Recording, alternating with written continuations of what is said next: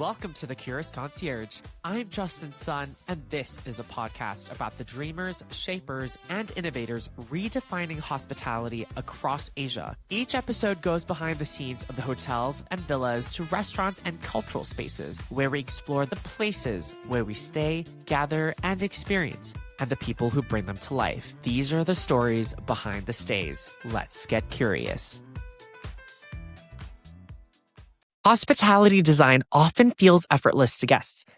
You walk into a hotel lobby and it just feels right. A restaurant has the right energy. A bar draws you in without you quite knowing why. But behind those experiences are designers thinking deeply about space, behavior, atmosphere, and how people interact with places. My guest today is John Chow, founder of Metagram, an award-winning architecture and interior design studio based in Hong Kong. Originally trained as an architect in Australia, John has spent the past 16 years working across Australia, Greater China, and Southeast Asia, designing spaces across hospitality, retail, and residential projects. Through his studio Metagram, he's developed a reputation for concept-driven environments that prioritize storytelling and emotional experience, particularly within hospitality and F&B spaces. In 2023, he received the Emerging Architect Prize from the Australian Institute of Architects International Chapter, and he was previously named one of Perspective's 40 Under 40 designers.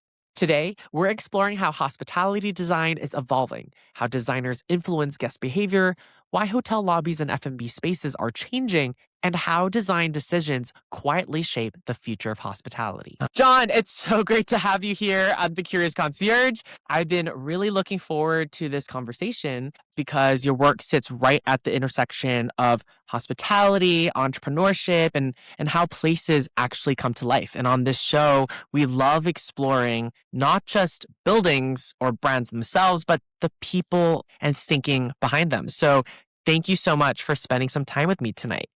Awesome. Thank you, Justin, for having me on. I really appreciate it. I love your show and I've been watching and I think it's just a really great thing to have in this part of the world. So yeah, much appreciated and love what you're doing. Thank you. Well, I'm excited to get into it. But before we dive into deeper industry questions, I'd love to start with the human story. Tell me a little bit about John. What first drew you into hospitality or this world of building places and experiences? I guess to tell you a little bit about myself, I come from Australia. So originally I'm born Malaysian, so Chinese Malaysian. My parents immigrated to Australia when I was about 2. And I pretty much spent most of my life in Sydney. And Sydney is just one of these really beautiful places. If you haven't been, there's always something that comes to mind that has to do with beaches, just beautiful environment and that sort of thing in Australia and great food. So I suppose being raised in this environment was kind of being spoilt in a way because I was just so used to these idyllic settings of like Bondi Beach and various other places like that. And Australian houses and Australian design are world class. So we get these really beautiful residential settings that a lot of people have. They have the space to have big houses. They have the space to have architects design their places. And so when you're raised in the environment where you get to witness this firsthand, it really does sort of affect the way you view how spaces could be and the potential behind a lot of spaces. And so as I grew up in Australia, I started a part-time job in F&B actually. So I was working in a cafe for, I guess, straight out of high school for like several years. And that paid my way through university, where I studied architecture in Australia as well. And, I got to know how to do latte art and really the sort of fine things about coffee. And I just fell in love with coffee. And if you know anything about Australian coffee, it's world class. So there was a pride instilled as well back then. And so I guess this combination of having this F&B experience together with this design background in architecture played a part in where I am now. So I ended up in Asia about 12 years ago. I moved to Hong Kong from Sydney, a couple of years out of university, and I decided to, basically try something a little bit bigger. If you're from Sydney in Australia and you don't find it busy enough, well, you got to leave the country. So I ended up in this part of the world and I've been working here since. I think we'll probably talk about,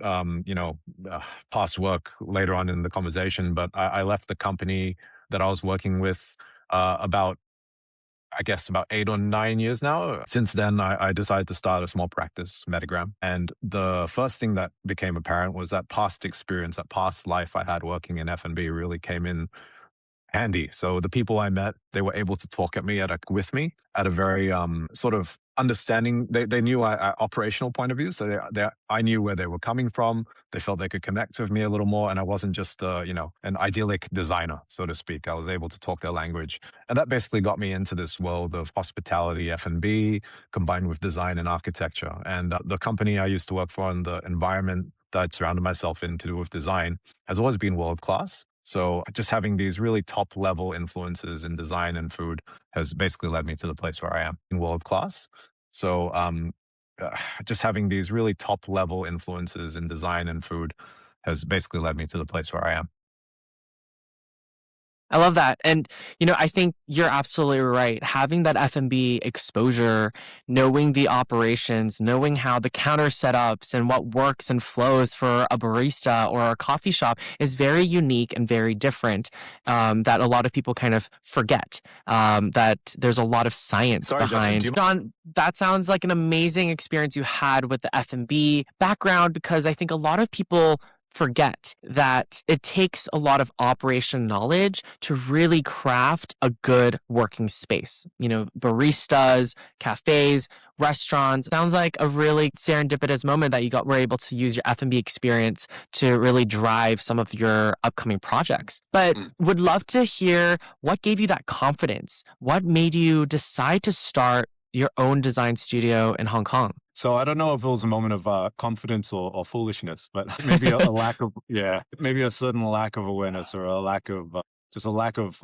awareness of how difficult it was going to be. I mean, it's a real challenge to start a business. And I think, with any endeavor, yours included as well, starting the podcast, you never really know what you're getting into until you start. And then once you've started, most of the time, you've built up the momentum and you just want to keep pushing, right? So I think definitely what helps in starting a new venture is obviously having a background in that area. So when I first started out, I actually planned just to do sort of home staging. So basically just to sort of decorate houses and help them sell for more. I tried for months and months to get our first client, and we couldn't land one. It was unsuccessful. And then finally someone came to us and said, "Hey, why don't you just design a house?" And I'm like, wait a second, I can do that, because, my background in architecture and all. I mentioned earlier, I'm an architect, and so you normally associate architects with big buildings and whatnot, towers. But the great thing about coming from Australia is that the type of upbringing and education we have is with small projects. The main type of the main type of building in Australia are bungalows, homes, residences. So when you're used to working with small projects that size, it's a really hands-on approach. And as a result, starting a practice in Hong Kong, where we can't always, I suppose, design massive buildings. In fact, quite often we have to work on interiors. It's a lot more approachable with someone that has a bit of background with small projects. Right. Starting your company in Hong Kong, having a background growing up in Malaysia and Australia, how did that international upbringing shape the way you see design? You mentioned bungalows in Australia's, the sizing of those homes actually kind of mimic the constraints that we have in Hong Kong. But was there something, or is there something that really you're able to triangulate these three places that really shape the way you see design in general? Yeah, I think when it comes down to the ability to design, context and experience is critical. Quite often when designers start learning and going through education, they're encouraged to travel and to see the world, to see different contexts, to speak to different people, to sort of understand different points of view. Because the more you realize the variety of different viewpoints out there, the variety of different tastes, the variety of different cultural norms and cultural correctnesses, cultural incorrectnesses, things like that, you realize that there's a huge variety of truths, so to speak. And as a designer, we have to design according to these different contexts. So the more you're able to jump between contexts and operate in different places, kind of like a world citizen, or a world, just a resident of the world, so to speak, it becomes far easier to be able to step outside the box that you're used to and design according to someone else's brief, for example. And I guess in this case, context is key. And also there's a lot of people chiming in to build this context, to build this world, to build this space. And I think a lot of people underestimate hospitality design being very effortless because that's how a lot of spaces make you feel. But behind the scenes, there's a complex collaboration, right, between the owners, operators, and designers like yourself. So how does that dynamic usually work? Let's put it in the framework of a coffee shop, since you mentioned your F&B experience before. Yeah, absolutely. There's such a, I mean, there's a vast variety of different perspectives that go into opening any business. So when you take into account the say a coffee shop, you often have different points of view. So you have the owner, you have the designer, you have the technical people, you have the staff, you have the landlord of the space, you have the suppliers. It just comes together in a thousand different ways. And when you look higher up the sort of food chain at, say, hotels, then you start to talk about the owner of the building. You start to talk about the brand standards that go into making a huge brand. And I think what people experience, they experience the end result. So when they walk into that cafe space, they sit down and they say, "Oh, okay, this is a beautiful space." Sometimes one little thing might just throw off the experience, and it's really the fact that to make a seamless experience, every little thing has to be in step. Every little thing has to be considered, and that takes like collaboration between dozens of people, often many people. Cafes are quite small, luckily, so we have the ability to sort of control it. But if you imagine bigger places, large restaurants, hotels, it expands hugely. There's a huge variety of different things that can come into play. Every new discipline that comes into play is just a greater power. It's just to a higher order of complexity in every single project that we work on. Yeah, I hope that answers that question. No, it does. And I suppose there's a lot of different constraints that different stakeholders are bringing in. Yeah. But the design of the space really falls under designers like yourself. And so ultimately, how much power as a designer do you think you have when driving some of these larger decision making? Obviously, it's a very cross collaborative work to put something out there. I honestly believe that it's a really successful venture is a collaboration. So there are many different characters in this industry. So you have dead set on a certain way to run things. For example, you have designers who are explicit about the details and the feel and the atmosphere that they want to achieve, or even just as simple as the style that they want to put forward. So, whenever you put these strong personalities together, you're going to get a clash in opinions and everything. And that can often lead to disaster. But at the same time, that can also lead to a lot of success, and without risk, there's no return, right? So, in terms of who drives it, I can't say for sure uh, exactly if there's a recipe that's true for every project. I think it's about finding that balance and then making it work. If there's a client that's got a really strong opinion of how to operate things and how things should be run, well, I think the designer has to adapt a little bit, has to be able to see eye to eye with their ethos on how to operate a business. That's critical. If there's a lot of, I guess, conflict along the way, that can't lead to a successful project. I often, when I start projects, I often meet with clients and I say, we're going to be working very closely together for the next several months. We're going to see each other all the time. So what's really important is that we sort of see that we get along and we're able to sort of empathize at a certain level. Because if our relationship isn't working out and doesn't go strong, the project can't possibly come out well. So I'd actually say the relationship is probably the thing that drives the outcome of a project and how well and how smoothly it runs. Mm.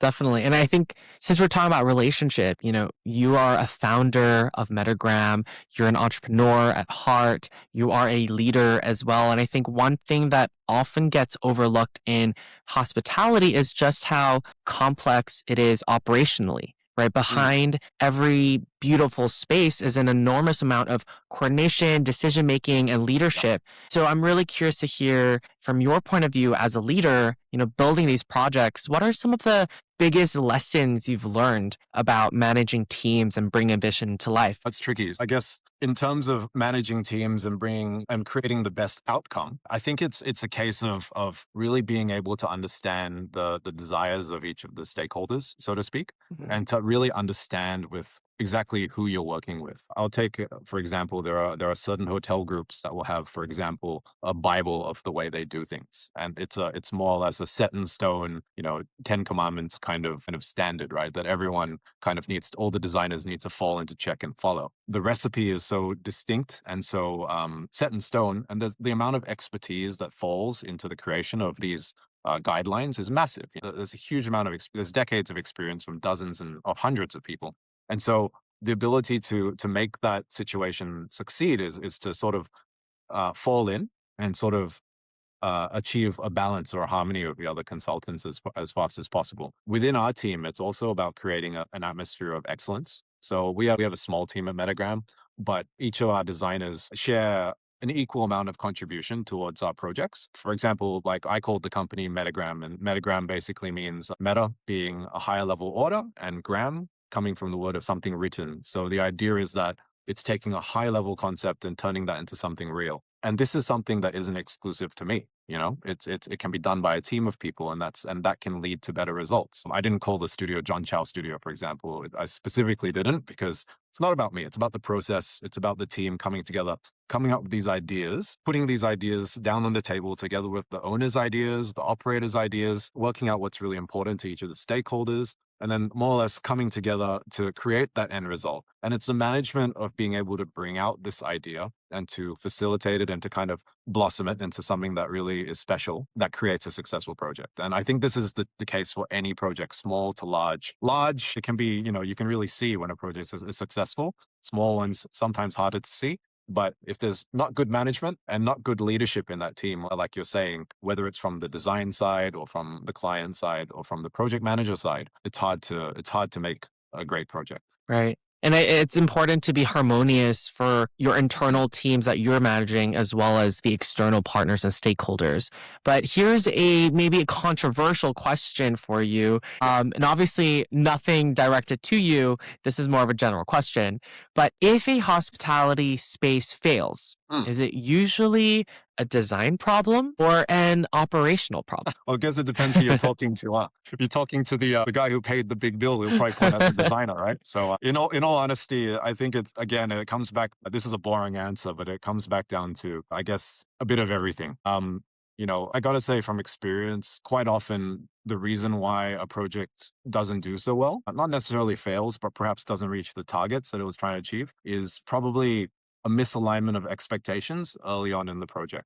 So, for example, maybe someone has a really ambitious dream to create the most luxurious hospitality project in the world, but their budget isn't quite there. That whole expectation from the get-go of this like most amazing place, but misaligned factors, that can lead to something that doesn't quite tick all the boxes. And so when you say fail, it can mean a lot of things. Like it can mean bankruptcy. It can mean, it doesn't quite hit the mark. Maybe it doesn't achieve 5 out of the 5 stars. Maybe it's getting 4 stars or something like that, right? But I genuinely think it's about expectations from early on. If the expectations are realistic, if the expectations are well planned, if there's a lot of experience that's gone into those expectations, I think you can have a successful project every single time. So it's not easy to point the finger at a single role, at a single discipline. I think everyone plays a part. And again, it comes back down to that harmony, right? So when you have that harmony, when you've got that alignment, just everyone's working in the same way towards the same goal, I think the outcome is usually a success. Yeah. And then, market factors and stuff come into play, and you can't plan for those, right? Like acts of God, that sort of thing. So yeah. Right. Well said. I think hospitality is going through a really interesting moment globally right now. Guest expectations are evolving. Technology is changing how people book and experience travel or F&B, and the definition of luxury is shifting too. And so from your perspective, what are some of the biggest shifts happening in hospitality that people might not fully appreciate yet? Sure. Yeah, it's amazing, right? With hospitality, it's such a big thing that you don't really see it coming until it's a norm, basically. So you see some places come out doing some really innovative things. And I think one of the places that's doing really innovative things at the moment is China. So there's a lot of really interesting things coming out of China in hospitality that the world has never seen before. And it's because China has skipped a lot of the traditional Western stages of development. They've gone straight to digital, right? So it is entirely normal in China. Technological integration at just insane levels is normal in China. So hotels with robots roaming around is entirely normal. And this can be, and this is really, to the rest of the world, they look at this and they go, wow, like what's going on? But in China, it's entirely normal. Then there are things like customer demands in different parts of the world, and emerging markets are different. So for example, I'll call this like hyper localization and sort of cultural adaptation or authenticity. We basically start to see the habits or the tendencies of local areas start to form the fabric of the hospitality spaces around us. So one thing, for example, is that in China, I'll go back to the China example. What's quite popular is this whole ordering food phenomenon kind of thing, which is quite normal. So hotels will, for example, have systems built in place to accept outside orders coming into the hotels, and the infrastructure around allowing that changes completely. So instead of only having internal F&B offerings, the hotel now has to cater for external offerings of food and beverage. Then that can change the entire economics of a hotel if you think about it like that. But at the same time, it's been widely embraced because that's what the customer demands in that part of the world. So that's one huge part of one very simple example of how things have changed there. Another one, for example, is extended stays, or kind of like digital nomad kind of adaptation. So in places like, say, Vietnam or Southeast Asia, quite often you'll have people that go down and live for a really long period of time. They'll have resources to get slightly nicer places. So that means that these accommodations or these places of hospitality need to have facilities that allow for long-term stay, like kitchens and working spaces, things like that. And this, again, changes because, your typical hotel room, for example, can't just have a bed and a desk. Now it needs to have several more things, right, to make it work. And that also influences the F&B cafe environment too. If you're designing a cafe with the intention of people to sit for a really long period of time with their laptop, etc., you have to design it differently. There has to be power sockets, there has to be Wi-Fi. You have to make the economics work because maybe you're not selling quite as much because you're offering like a higher standard of experience in the space. So this is also affecting certain markets more than others. Again, a little bit about the localization. There's also a growing amount of attention to secondary locations. So for example, instead of your traditional main hubs, like for example, Hong Kong, Shanghai, Japan, London, Dubai, people are taking interest in like these sort of smaller places, like these sort of off the beaten path kind of places. And as a result, hospitality businesses are opening outlets in those places too. And then they see what's unique and special about that space, and then they integrate it into their work, into their products. So that's been something that's becoming more prevalent, especially across Asia as well. And I have to say, there's one more thing that's critical, is probably market polarization. So we're talking about the rise of, like, I suppose, the middle class, for example, coming out of Asia. Polarization as well in the sense of affordability, because at the moment the world is going through a bit of upheaval, I suppose, or instability. People are more careful with their money, but at the same time, they still want to go for random little trips. They still want to travel. They still want to enjoy the finer things in life. So the type of offerings that businesses need to provide customers like this have to be more diverse. It can't just be all luxury, luxury, luxury.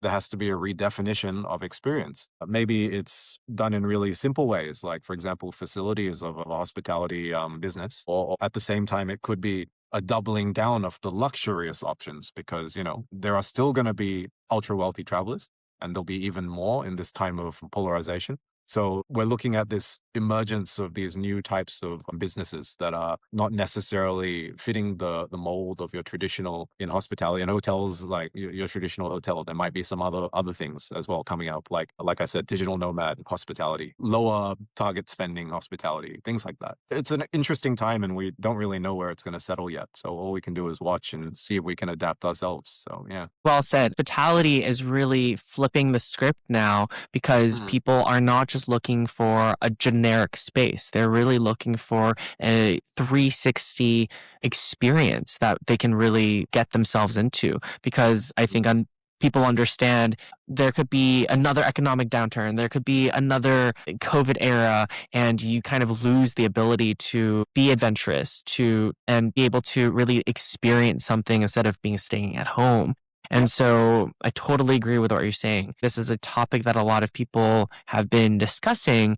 What are your thoughts when it comes to hotel lobbies? I think there's a lot of lobbies that are now changing and becoming more multifunctional spaces. As you mentioned, there's maybe a rise in digital nomads looking for Yes. workspaces. There could be also a new rise of, this like middle class folks traveling. So it could be a a B leisure trip, right? A business turn leisure trip. What do you think are some trends, or what do you think are some shifts that might be happening today that you're really interested in? I think this all comes back comes back off the whole, I mean, it's kind of cliched, but the whole post-COVID kind of changes that we're seeing in the world, right? So everyone's gotten used to this. A lot of people had become very used to this whole notion of working from home, working from different locations. They might live in a different city when they previously couldn't, and for example, were able to work in those places. And employers in many parts of the world have had to adapt, had to become more, I suppose, comfortable with their staff, like working in various different places. And so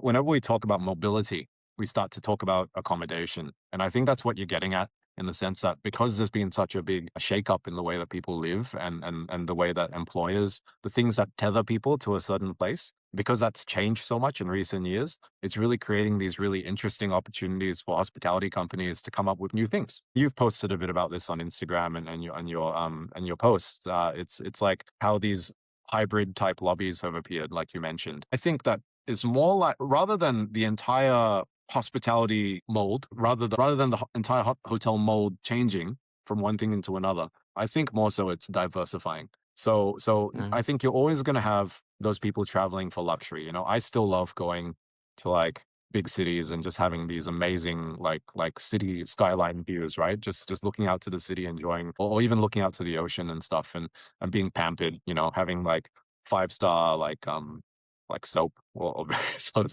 these things are things that are never going to go away. And I think that that whole feeling of walking into a grand, just an immense lobby that's been designed by some of the best designers in the world, that feeling is just something that I fell in love with when I became a designer. And I think a lot of people, while they can't put a distinct figure on it like I can, or a shape or understanding of the feeling, I think it's never going to away. I think this type of experience is exactly why we have the term 5-star. But at the same Mm. time, as I mentioned earlier, there are people traveling for other reasons. And I think as money becomes a bit tighter as well, hospitality hotel brands are trying to find ways to utilize their assets in a more efficient way. So what we see is the lobbies are great and thing to talk about, because in a traditional hotel, the lobby is often underutilized. It's just a space that feels grand, where you walk in and you're like, this is great.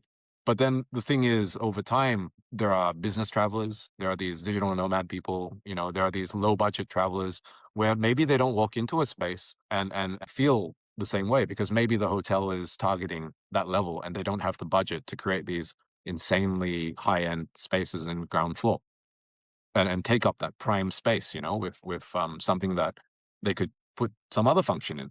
And so I think operators have looked at that and gone, what else could work in these entry spaces, in this prime sort of space? There's been a rise of cafe culture in Southeast Asia, in this part of the world especially. I mean, every corner now you can get an amazing artisanal coffee, right? So I think hospitality operators have seen that. They've gone, why don't we create these sort of third spaces in our lobbies at a certain class? So, for example, it might be working hotels, sorry, travel for work kind of hotels, or maybe it's those backpacker style ones, but slightly higher end. In Hong Kong, there's a really good example of a hotel called Ying and Flow in Wan Chai, just on Anton Street, for example. And they have a couple, but they've basically turned their front space into a kind of almost cafe-esque style check-in. So when you walk in, there's a bar, which previously used to be the reception counter, and now it's got like, condiments and stuff, like drinks and stuff that you can buy. And it actually is not a huge lobby. It's a lobby that kind of faces a very busy street. You wouldn't think that you could sit in that space and feel comfortable and having a long conversation, but through the way they've designed it, you kind of see people sitting there and kind of doing other things other than just waiting. Like maybe they've got a laptop, maybe they're doing some work. Maybe they've actually met some friends and they're just chatting there in that lobby space. So I think it's through creative design and just making certain environments feel certain ways and adding these additional functions in that create these really interesting opportunities. Designers love that because, like, you know, we can obviously stick to the norm, but what we love to do is step outside the box, to try something different. To have the trust from the client to go, this is what we do, but what's your idea? What do you think could be done in this space that we normally would say no to every other time, right? So I think just the whole changing environment, changing behavior of people and customers is just creating this really interesting opportunity for new types of accommodation to appear.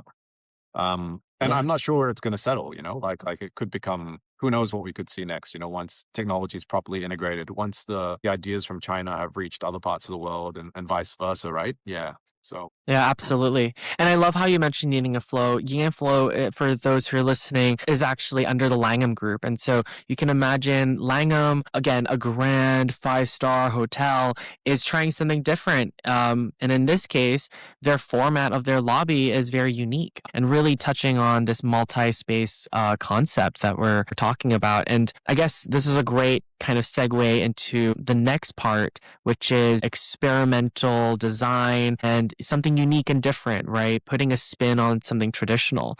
And you've worked extensively on hospitality F&B projects. And so I would love to ask you, who is more experimental in, through your previous work? Does it tend to be restaurants, coffee shops, or bars? yeah, that's a really good question. I would say if I was to holistically say, who's more experimental, I'd probably say cafes are an extremely experimental space because it's not it's not a sort of traditional meal. Like you don't need to go to a cafe, right? But you have to have dinner, right? You have to have lunch. So you have restaurants that service these very fixed modes of human activity, eating, right? But at the same time, now you have these spaces called like cafes where you can go and either chill or just have a quick coffee and leave. It's something that's really new and conceptual to Hong Kong because in Hong Kong we're always hustle and bustle. Traditionally, before I came to Hong Kong, for the longest time, it's always been about go, go, go, in, eat, out, basically. So now you've got this new concept of sort of coming in, sitting down, taking your time, right? And going, okay, well, what do I do now? Am I going to get kicked out by the staff or things like that? That creates this opportunity for something new. Well, in cafe space, I think there's been a lot of different models that have been experimented with by a lot of different groups. You have people coming in and implementing your typical Australian coffee shop, right? You have the classic Starbucks, which has been around for the longest time.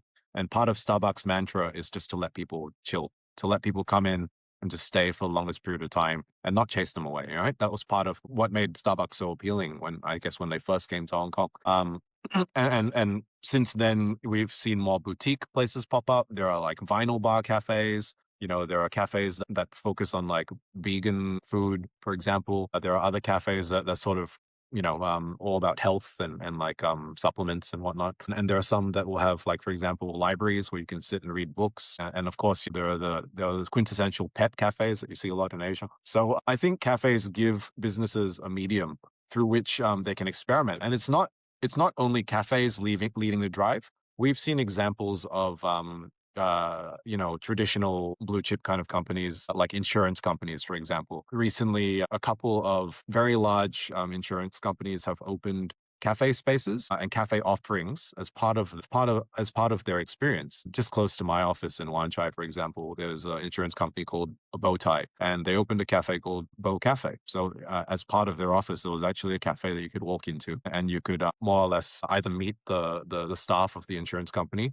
or you could enjoy some kind of promotion. Like, for example, you've paid for XYZ policy, and so you can enjoy free coffee for X amount of time, something like that. And there's a lot of different companies experimenting with this field. So Metagram is really experienced and we're experts in cafe design.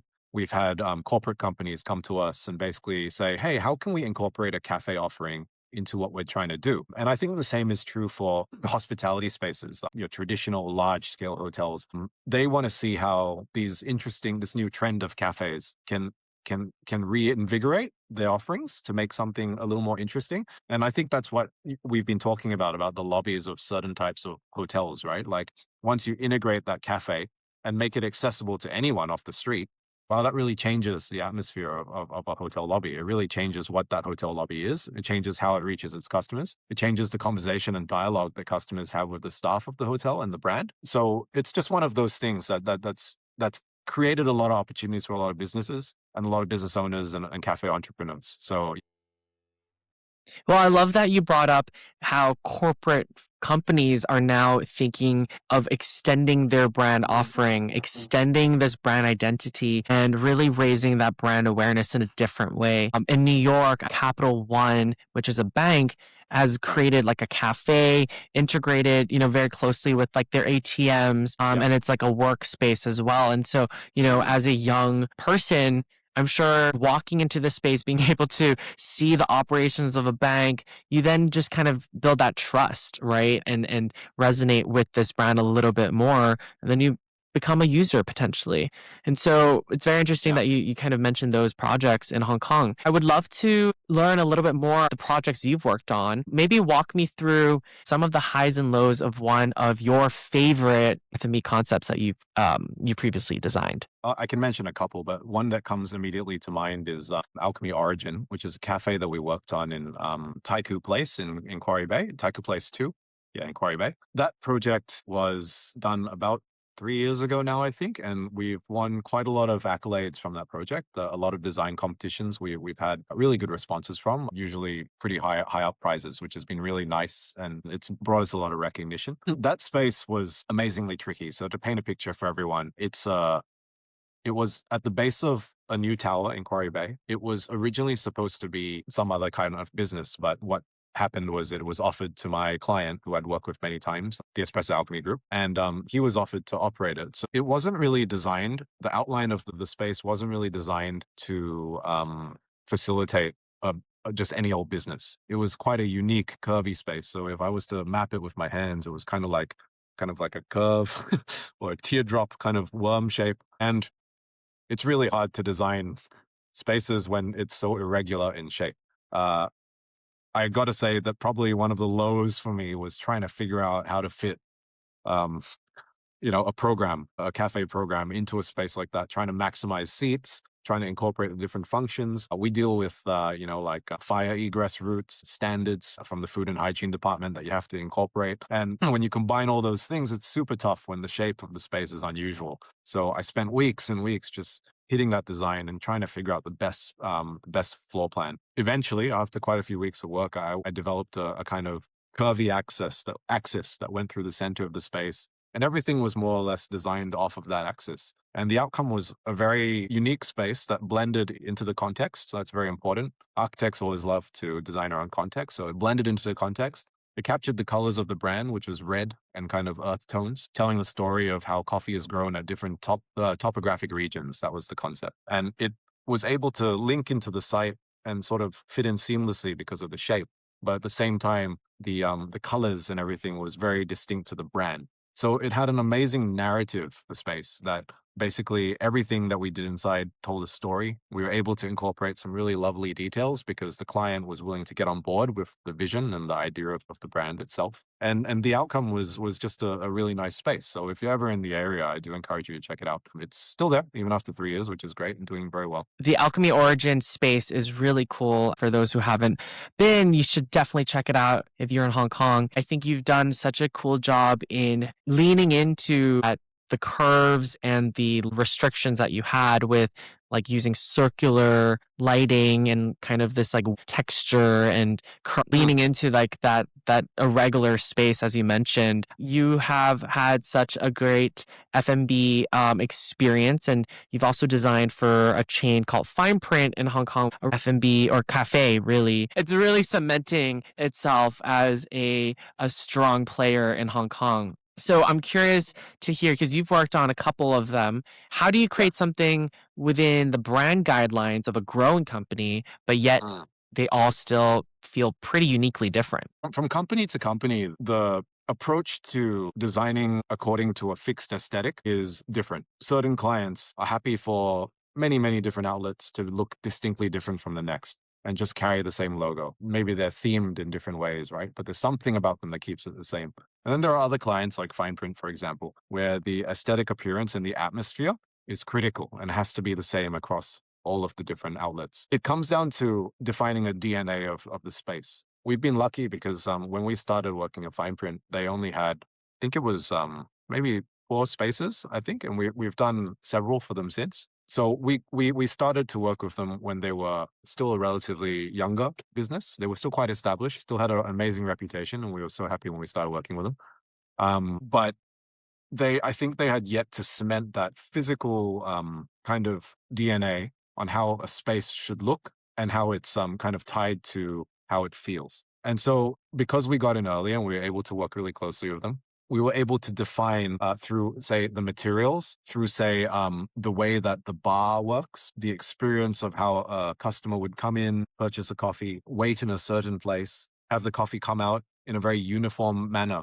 throughout all the different spaces, that through those systems, you recognize a similarity between the different shops. But because we've designed to context, every shop feels like it is of the place that it's born. So one classic example is Fineprint at 2nd Street in Singapore. And that one is a lovely space that kind of has an outlet kind of facing a lane in a way. And this sort of space is beautiful because it just allows different modes of seating, which creates a dynamic, very Hong Kong-esque experience, right? And when you're there, you're like, okay, this feels like quintessentially like Hong Kong mid-levels or sort of Hong Kong Island.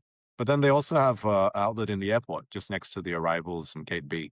So when you come out, the first thing you see is a fine print kiosk, and that's an amazingly different environment to experience because you're in this mega structure, and no matter where you are in the airport, you know you're in the airport. It looks like an airport, feels like an airport. So how do you create this kind of atmosphere of chilled cafe dining within such a big place? And because the DNA is so distinct and defined in the materials and the process and the food, and because we've worked with them for such a long time and we understand what they're trying to achieve, we're able to create that sort of atmosphere within the space that you might find in other parts of Hong Kong. And it's not just myself. Any good designer is able to sort of create these subtle things that normal people wouldn't be able to put their fingers on. These little things that can't really be put in black and white, but we instinctively instill these things into the spaces we design. And there is a recipe, although it's hard to sort of write out, but it's just a kind of combination of a series of things, how the space is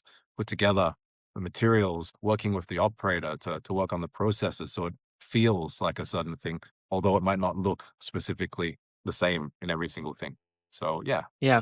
The hidden what's it called? The hidden Mickey Mouse kind of things where you drop in these small little elements that really create and hone in on that DNA that is really hard to pinpoint, as you mentioned, because it is true. A lot of them do feel kind of distinct, but at the same time, you know that you're walking into a fine print space because perhaps, especially for me, maybe the colors that they use, this warmth, this darkness, this coziness that they've created.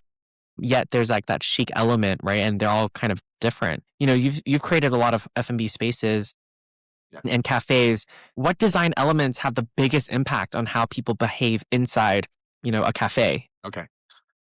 So I would have to say that in a cafe, it's about modes of seating. So for example, when you walk into a space, when you walk into a food court, okay, for example, what you notice is that the seating is all the same. It's about efficiency, it's about density, and it's about speed. So you get in there, there's no period where you're thinking about where am I going to sit because you just want to get a seat because everyone's rushing to the seat, right? So you want to get in there, get the seat as fast as possible, eat your meal, leave, This sort of arrangement really defines the way people operate in the space. And it's basically what leads it to feel like a food court. So when we design spaces like cafes and even restaurants, we have to look at the way in which people sit, to come together, use the space. In cafes, it's fast food at the end of the day, But at the same time, we also have to, consider on a weekend, someone might want to come in and chill, read a little bit of a book. So the type of offerings that you'd provide would be loose. Maybe there'll be stools that are used in certain areas to encourage, that will be attractive to people on the move. They're not going to stay there all afternoon. They might just pop in, grab a coffee, run. They're really happy just to sit down on a stool, and they're more available as well because people leave faster. On the other hand, you want to offer some banquettes, some cushion seating, for example. So a banquette, for example, is like a built-in kind of sofa kind of thing that you might see, a kind of booth or a cushioned booth. That's what we call a banquette. A banquette is basically something that you would offer to allow for longer periods of timing. You might sit down and you might stay for longer. You might enjoy that sort of experience a bit longer. And different people walking into cafes want different things. So to provide a really good environment, a really rich environment, you have to offer different modes of seating, modes of activity. And this basically allows for a more successful environment. The other thing that I have to say, which is critical and not many people notice, is lighting. So I work very closely with a company called Light Origin Studio, who is a lighting design firm in Hong Kong. They're an amazingly high-end practice, and they've won some international design awards at the top level. So they're some of the best, one of the best lighting design firms in the world. Quite often, you don't realize lighting is as important as it is, because most people, they just have everyone has a relationship with light.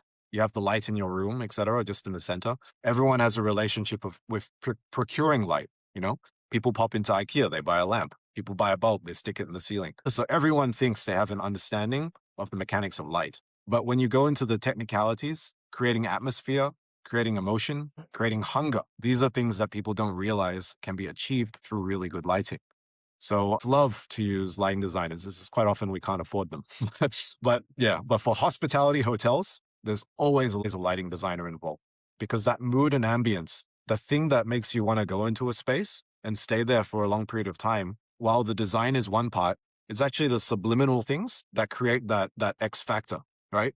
Imagine walking to a bar and the place is like fluorescent, like hospital lighting, right? You'll walk straight out. That's an extreme example. Subtler examples can have similar effects, and Yeah. these things are super critical. So if anyone's thinking of opening a cafe, you want to look at daylighting, that's really important. Daylight's super important. And if not, then just really good, effective, architecturally designed lighting is super important as well. Ambience and different modes of activity. These are the two things. Well, I love how you mentioned lighting, because I think that's something that a lot of people forget. Yes. Now, I think post-COVID, everyone has been trying to create a space for their own. They're working from home. They have now access to a lot more AI tech to really visualize their design. But lighting is something that is really hard to accomplish, right? Because you might have a beautiful painting in your room, but without that proper lighting on it, you lose the entire focal point of what it's trying to achieve. And a lot of people kind of forget the importance of lighting. I think Hong Kong is very unique. We're very dense. We're very urban. And because space is so limited in Hong Kong, do you think that forces designers to be more creative? Has that kind of impact and challenged you in your previous? Yeah. 100%, man. 100%. It does two things, to be honest. It forces designers to be innovative, but it also limits designers. That's something that's a really important difference to define. In one sense, you work with such small spaces, so you have to be innovative, right? You have to create these nooks, you have to do all these things, make these gadgets, do this and that. But the act of creating nooks, the acts of creating gadgets, the acts of creating innovative storage, that in itself, in a way, is a design style. So if all you're used to is this context, and you're always thinking, how do I maximize space? You actually lose the ability to think about negative space, to not use space. So like any other context, there's common factors. And in Hong Kong, we have lack of space to deal with. How does that affect me on a daily basis? I come from Australia. It's okay to have a big empty room. If I say that to a client here, why don't you just put nothing in the room? They're going to be like, what? I paid, X amount of $1 million to get this room. Like, why would I put nothing there? It has to have everything, right?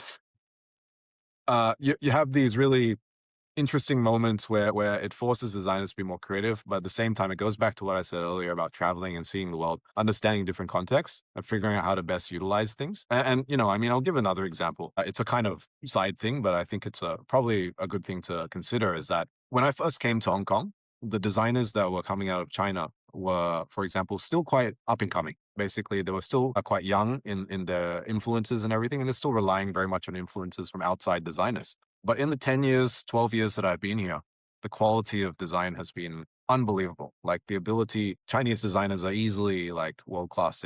But however, they just haven't, quite a few of them haven't worked out how to get overseas and international yet.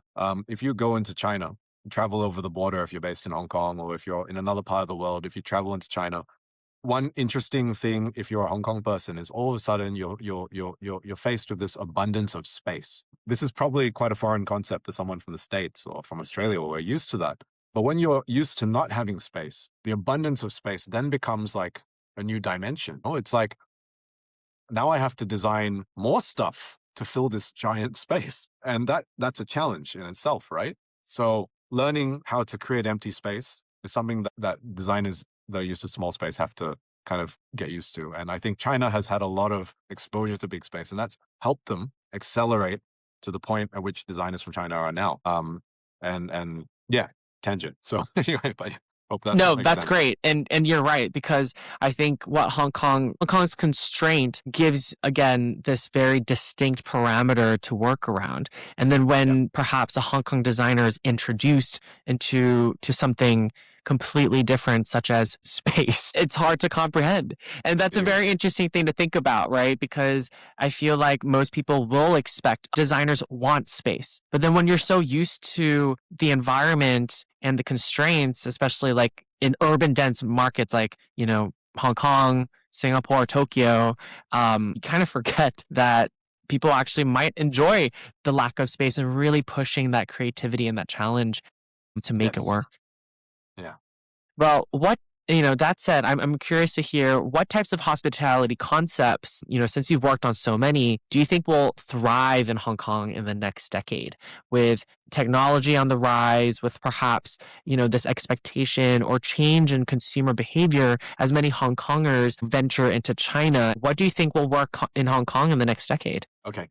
So this is actually an area that's been really debated in recent years, immediate years. It's a unique situation because, well, post COVID, the type of people traveling is different. The world's focus and perception of Hong Kong is also a little bit different than what it used to be. The role of Hong Kong in the world as a finance hub has also sort of shifted. China's growth has forced Hong Kong to sort of figure out where it stands next to the giant, so to speak. And so I think the type of people that we'll see coming into Hong Kong is going to be really different and unexpected over the next coming years. One example is, for example, I was at a talk with Alan Zeman from LKF Group, and he was saying that they were pushing into student accommodation, into actual like shared accommodation, that sort of thing, and that was just really interesting from the father of LKF, right, to say, because at the same time, Hong Kong has recently pushed to become like a kind of intellectual hub. They're trying to get more students to come over and study in the universities here.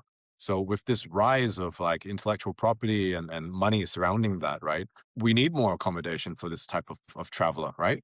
People coming in that will be spending a lot of time in education places and then coming back and perhaps wanting to integrate with the people around them.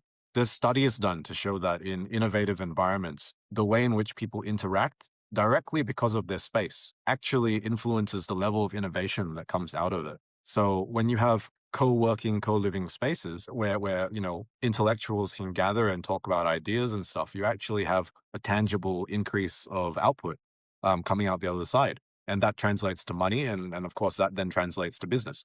So I would think that the type of hospitality concepts might come out of the changes on the back of the new role Hong Kong has in the world economy and the type of role it has in the rest of the world. We're also going to see more seepage from mainland China coming into Hong Kong. For example, travelers from mainland China coming into Hong Kong are now wanting different things from what they used to want. They used to come here for luxury brands, but to be honest, there are more luxury brands in mainland China than there are in Hong Kong now, right? So they come down for experiences, and this is a new concept. So they come down, and maybe they're after something a little bit different. Maybe some of them decide to settle in Hong Kong and become these new residents of Hong Kong, right? And the types of things they're interested in is also different from the types of things that Western expats were interested in back in the day. For example, in Lang Kwai Fong at the moment, a California Tower, I think there's a karaoke inside that never would have existed in the past. It's because the new type of customers that are coming to Hong Kong prefer to stay in one place and enjoy an evening together with friends rather than hop from bar to bar, which is a concept that Westerners, people who grew up overseas in America or Australia or UK are used to and they really like doing. So hospitality concepts are definitely going to shift towards adapting to adopting some of these customer trends, customer behaviors. And at the same time, as Hong Kong changes, the market here always reacts to where the money is. If it's about research and development and more academics coming to Hong Kong, then I definitely see some kind of business rising up to meet their needs. And that's distinctly different from finance travelers or lawyers coming to town, right? Like there's probably less luxury. There's probably more interesting or dynamic sort of offerings out there. We'll always have luxury, of course. It is Hong Kong at the end of the day. we all, but at the same time, there's just so much potential for new things to appear. Um, and I guess there's a growing demand as well. So I'm excited about the future. Yeah.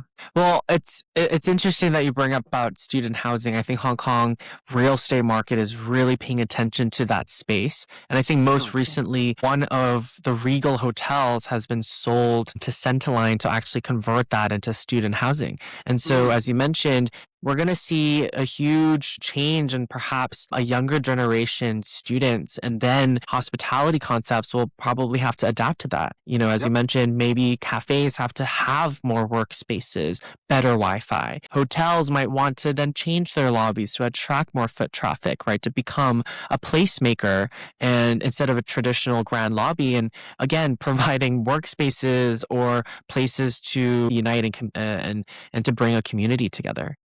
Yeah, 100%. So it's interesting that you brought that up. Well, a lot of listeners of the show are aspiring hoteliers, designers, operators, or people who simply love the industry and want to be part of shaping it. And so from your experience and background as a founder, as a designer, as an architect, as a leader, what advice would you give to someone who wants to build a career in hospitality design today? Personally, I think hospitality design is one of the most exciting bits of design there is. As an architect, there's a lot of different fields that one can go into, and one of the things that attracted me towards being an architect was luxury. Walking into these amazing spaces that had these like $1 million views, or like these amazing details that would just make you feel like $1 million, right? It's just these. There's something about high-end spaces that just makes you feel elevated, and it's that feeling that I had as a child that sort of led me to where I am now. So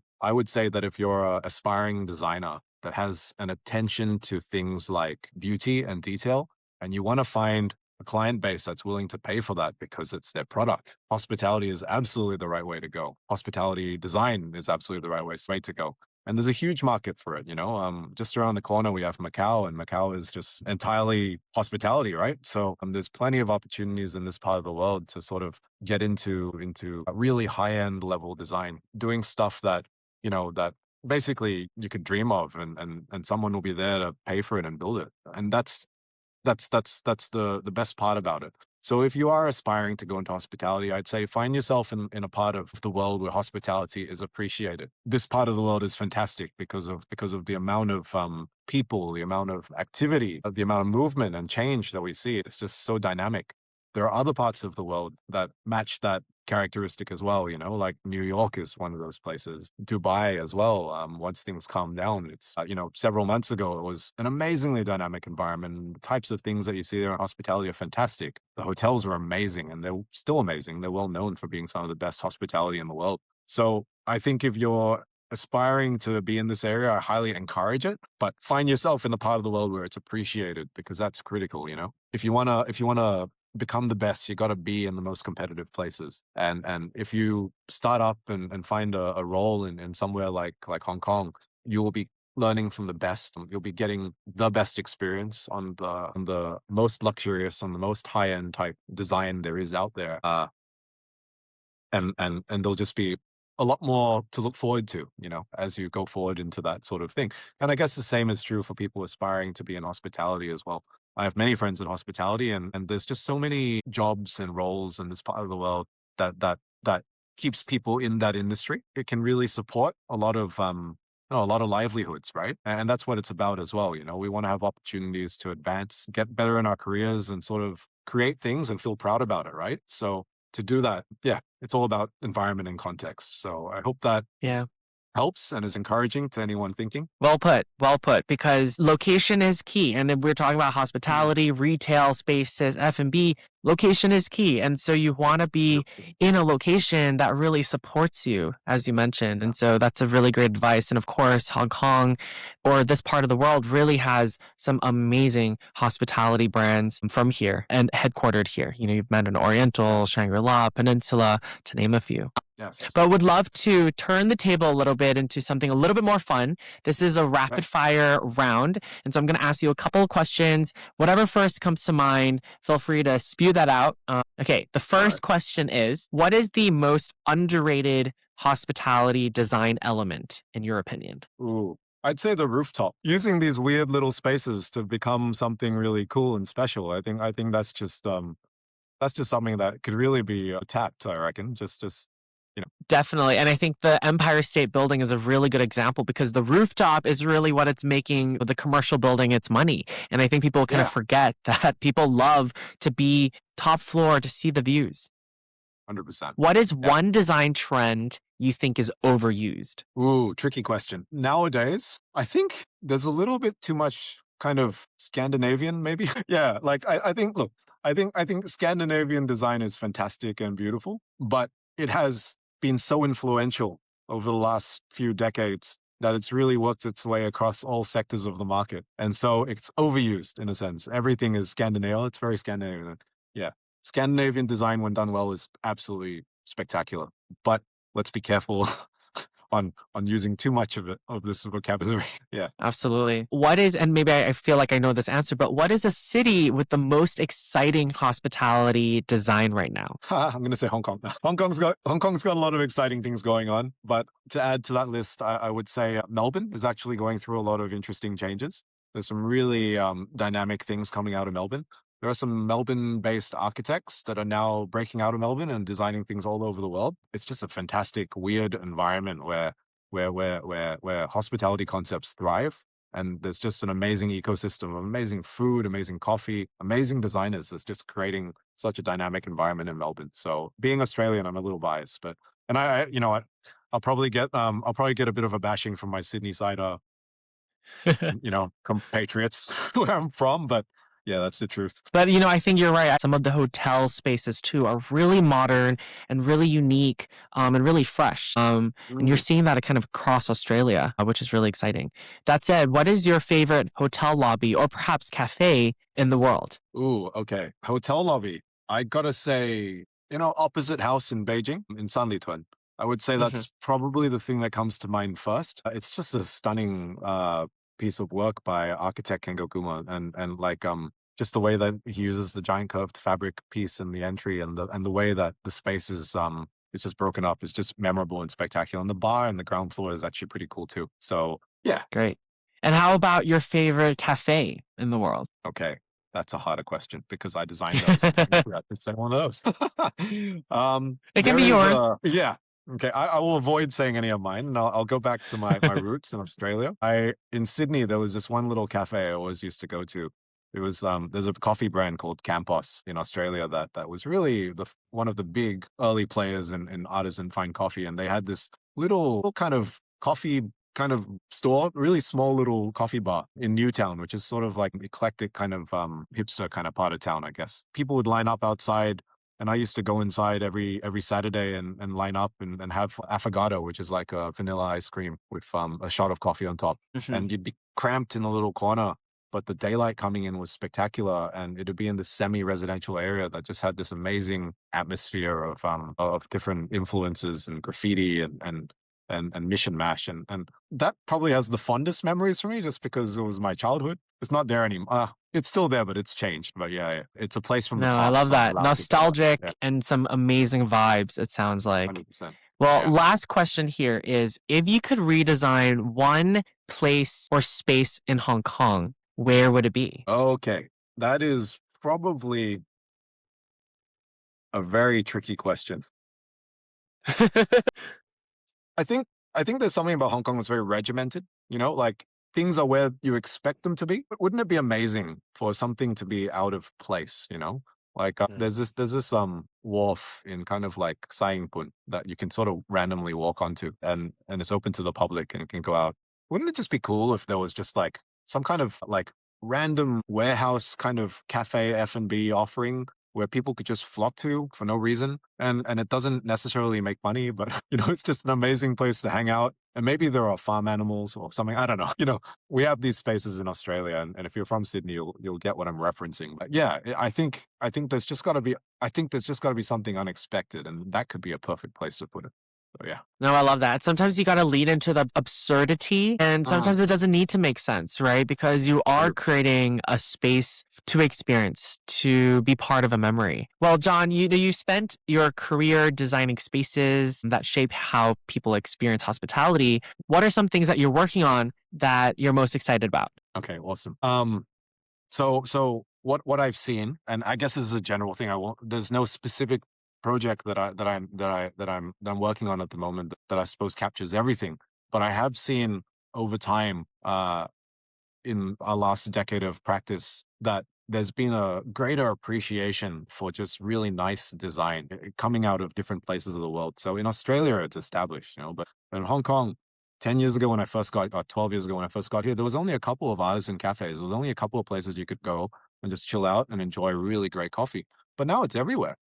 There are like Hong Kong cafes, cha chan tangs, basically that the design is world class. It's like really nice. You walk in, you're like, wow, like a proper designer did this place. It's comfortable, it's cool. I'm just really excited about how everyone's starting to adopt these more fine concepts and are willing to spend a little bit more on the experience, because they're realizing that just having one thing isn't enough. That you have to offer a full package. And I've definitely seen that in the clients that have come my way.